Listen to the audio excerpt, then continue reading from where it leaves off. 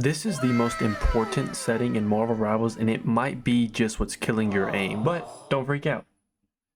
Dexter's is here to help. In today's video, I'm going to be showing you the best controller settings for Marvel Rivals Season 2. Hope you guys enjoy. Make sure you hit the like button, subscribe if you're new, and let's jump into this. As we go through here, I'm going to show you the best settings for linear curve, exponential curve, best settings for dual zone S curve.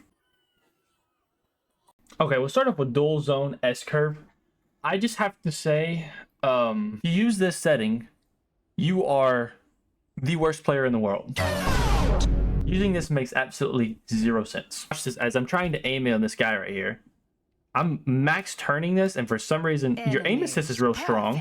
When I get on them, it doesn't want to move. I'm max turning, and it stops and hesitates on them. But as I'm trying to track this guy, I can't keep up with him. I'll hit him eventually.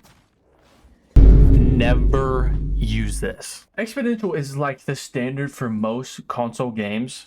I just personally like linear better just because it gives you a more precise, but if you're somebody that doesn't have amazing aim just mechanically, exponential is the way to go. Watch how my aim assist slows down when I pass these targets. But for dead zones on that, I run 5-5. These ones I'm going to quickly go through just because linear is the most important to me, and overall, someone that's in here that wants to get really good at the game is going to run it. So I get down here to aim assist window size. The difference is on this one, I run 25. I want to have a little bit bigger window because if you have a small window like I do, as soon as you get on top of the target's head, it's going to slow down, it's going to mess you up, and you only have a small window to keep that low sensitivity when you're hovering over them. Aim assist strength, of course, always 100. We're controller players. Projectile aim assist ease in, I run 75. Hit scan enemies, I run 35. Down when you get down to here, I run 18.5. Like I said, this dead zone I just like to match up with here, and then 18 just what I feel comfortable with. 20 is just a little too much. But anyways, let's get into the real good settings, you know what I mean? So from everything that I've seen so far, this eye gaze targeting minimum and maximum input dead zone is literally just the exact same dead zone that you're used to. So on mine, I still run 4-4. These max dead zone sensitivities are basically just a ramp up speed whenever you have your controller tilted on either one of the joysticks to the max distance. Our sensitivity is 165 over 155. This just means that there's a horizontal max dead zone sensitivity boost. So if I wanted to move faster while doing something, I could max this out to make me turn faster. What this does is, so for characters like Black Panther and Spider-Man, where you're turning a lot more, doing U-turns a lot more, trying to pull somebody off the map or trying to hit a double dash on somebody, basically. That just helps you when you swing by and you want to do a U-turn to try to pull somebody. I'm trying to talk here, bro. When you swing by and you do a U-turn to pull somebody off the map, this will make you turn faster. I personally don't like it. There's a lot of the times that I am going to max use my analog sticks, especially not using any control freaks. So I'm going to leave this down on 0. You really can't go wrong with it if you're a Black Panther or Spider-Man main. These two right here, never mess with unless you're just trying to absolutely cook yourself or having some fun in the firing range. In my last video, I talked about... Dude, this guy, bro. In my last video, I talked about how this was one of the most important settings. Look at this guy. As I'm moving, see my window turning with him up there? Ooh, fell. As I'm looking at this guy...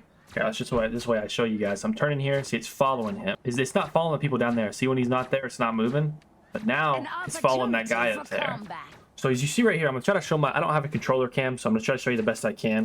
Plug this charger cord. Okay, do you see it moving right now? And we're not moving it. I'm tracking this guy down below, but for some reason my aim assist is moving on the guy up there. So as we're sitting here playing this guy, say this is the guy we have in the backline, the healer you're trying to shoot. I'm sitting here trying to shoot this guy, and my analog stick is being turned when this guy walks by. See, I line up my headshot. I start strafing. So I can still hit my shots, but he's affecting it. So right here, I go down, try to show the controller still. Just to show you, I'm not going to cut anything just so you know I'm not messing with you. I run 12, that's what I felt comfortable with so far. Now, see this?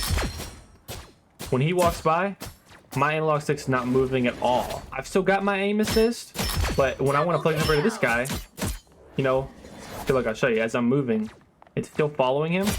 But when he walks by on that top rope, he's no longer affecting my aim on the healers in the back line. Aim assist strength, come on, like I said in last video, keep this on 100, bro. We're a controller player. Why would we turn down our aim assist strength? Projectile heroes aim assist ease in.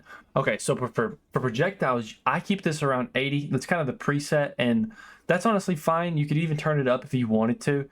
Basically, when we're using a projectile character, so my aim assist with him, you don't want it to be snappy as you're following him, because basically, say this guy's strafing, like this bot here, as your aim assist is trying to keep up, and you're going to start shooting behind him, especially when you're at a further distance. So like say, okay, he's walking right there. My aim assist is going to keep directly on him.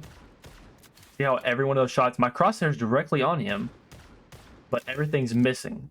So that aim assist ease in allows you to kind of track in front of him so to make sure you're actually hitting your shots. His skin heroes, they start you at 40. I typically turn it down to like 30. I think as I've been experimenting, that's the best one. Kind of keeps it to where it still amps in, but as someone's running, you're not worried about it just absolutely aim assist just throwing you off. Either way, it's hit scan, so you want aim assist to kind of keep you on target, but 40 I feel like is a bit too high. 30 is perfect. Character movement input dead zone, they start you at 20. I bumped it down to 18. I feel like that's just a little more comfortable. I've been experimenting a lot with it, and it's really hard to explain without you just experimenting by yourself and moving your characters around. With these settings right here, I feel like I have the best strafe when I'm trying to strafe, you know, hitting targets and shooting targets and trying to take bullets back myself. With all that being said, those were the best controller settings for Marvel Rivals Season 2. Hope you guys enjoyed, and I'm about to run like a minute 30 of just random clips to ore farm so I get an 8-minute video to hit my earn mark.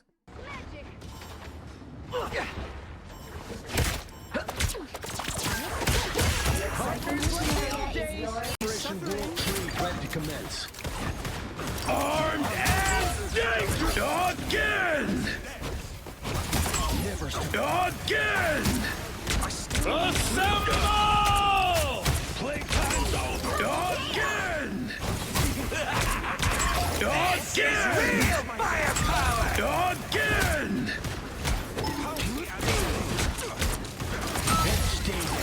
Again! Much better.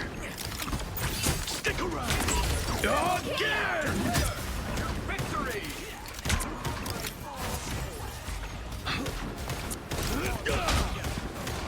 I'm an easy target. Shame man. Coming in hot! Double KO! Almost there! Don't turn back now! Holy cow, bro. 2, 1. Okay.